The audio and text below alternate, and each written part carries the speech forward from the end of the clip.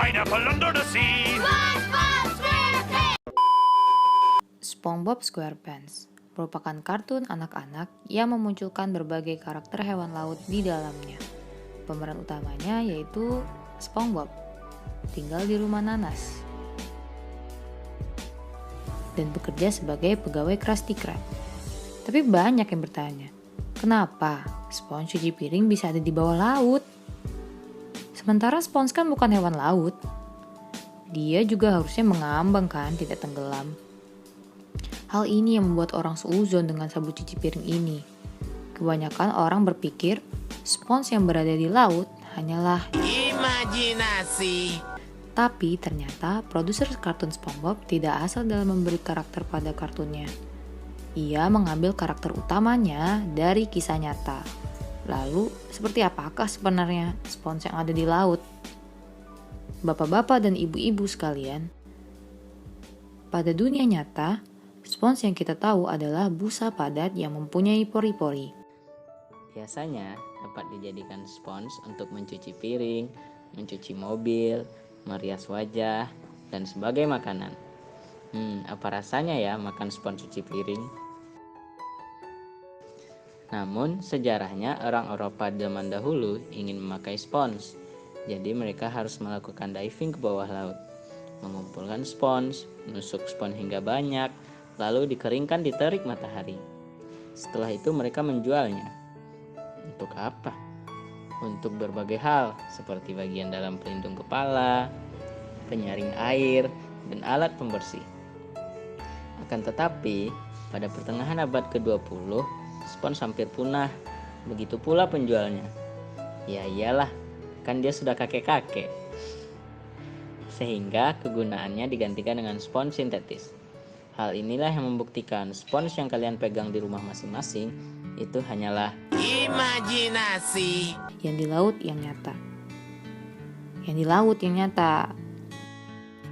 Jika dilihat, spons laut dengan spons sintetis cuci piring mempunyai perbedaan yang sangat banyak. Spons laut tidak ada yang berbentuk kotak. Pori-pori spons laut juga mempunyai bentuk yang bervariasi. Pori-pori inilah yang membuat spons laut disebut porifera. Nah, spons ini berbentuk tanaman yang aneh. Tapi sebenarnya spons itu termasuk animalia loh, alias binatang. Mereka hidup di dasar laut dan tidak bisa berjalan atau berenang. Kaum rebahan banget ya. Porifera tuh banyak warna dan ukurannya. Jenisnya juga banyak tuh kayak cewek. Ada yang simpel dan sederhana, itu kayak tipe askon. Ada yang tipe lebih rumit, itu tipe sikon. Ada juga tipe yang paling rumit, paling ribet. Itu berdasarkan bentuk cabang radialnya. Itu tipe leukon. Nah, selain itu juga bentuknya juga bermacam-macam. Ada bentuk tube, vase, barrel, crusting, dan masih banyak lagi. Porifera dapat hidup di air dingin seperti di kutub hingga daerah tropis. Di daerah karang, porifera ini mendominasi daerah dasar laut dan juga daerah turunan. Nah, salah satu spons yang mudah dijumpai di karang adalah SpongeBob. Bukan, barrel sponge. Jadi, barrel sponge ini memiliki ukuran yang luar biasa. Ukurannya melebihi manusia, meskipun mereka tidak dapat berjalan ataupun berenang.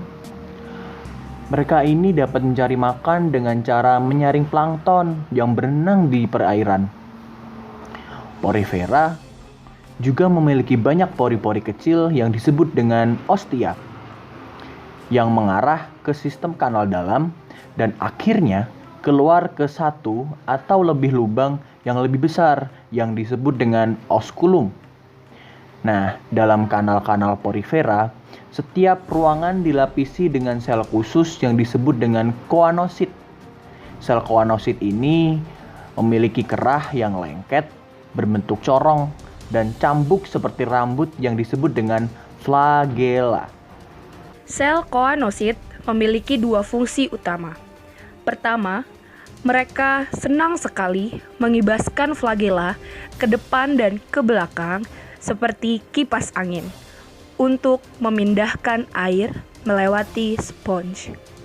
Air membawa masuk nutrisi dan oksigen dan membawa keluar zat yang tidak digunakan serta karbon dioksida. Kedua, kerah lengket dari koanosit mengambil beberapa plankton sebagai makanan yang terbawa oleh air. Porifera sangat efektif dalam menyaring makanan, apalagi menyaring mantan. Karena mereka dapat mengambil dan memakan partikel yang berukuran sangat kecil, seperti bakteria atau partikel lain yang lebih besar. Mereka mungkin tidak terlihat seperti dapat melakukan banyak aktivitas, tetapi demonstrasi sederhana akan menunjukkan keefektifan spons memompa air, bukan pompa angin ya. Dengan menyemprotkan pewarna di sekitar bagian bawah spons, kita dapat mengamati bagaimana air bergerak di dalam spons. Jadi kayak model diserap gitu loh. Ya nggak tahu. Hanya dalam hitungan detik, pewarna dipompa melalui spons bersamaan dengan air. Ternyata, spons dapat memompa air dengan baik dan juga penyaring yang baik. Plankton yang masuk bersamaan dengan air tidak akan kembali melalui oskulum. Spons tabung bahkan lebih menarik untuk diamati. Mereka mempompa pewarna dengan sangat cepat sampai terlihat seperti kumpulan asap rokok. Salah. Seperti kumpulan asap mini. Sperma dilepaskan ke air oleh spons jantan dan menemukan jalan menuju spons betina. Dan kemudian pembuahan terjadi secara internal.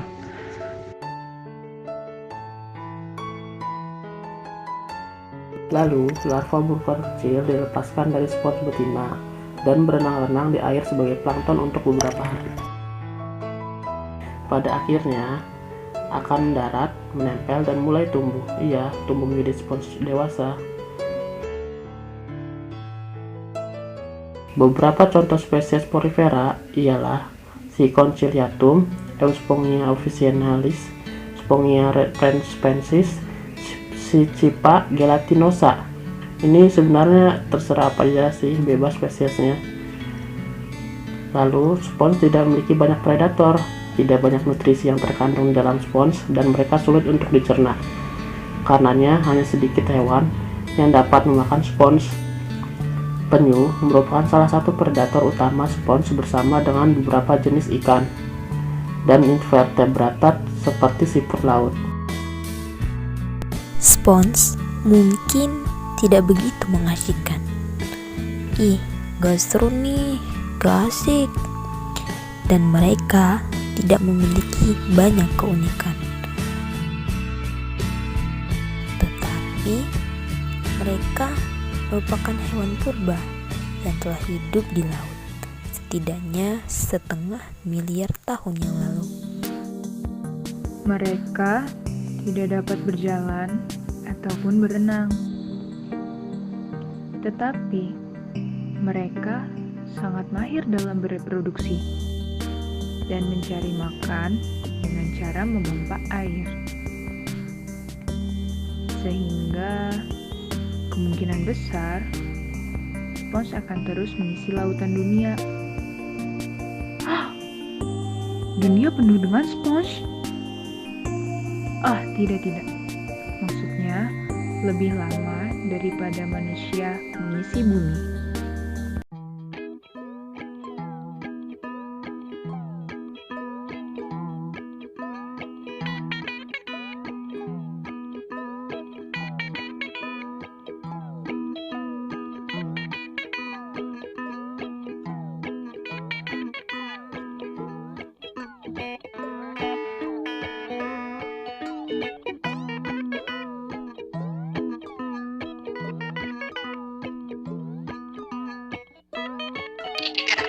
Terima kasih telah menonton.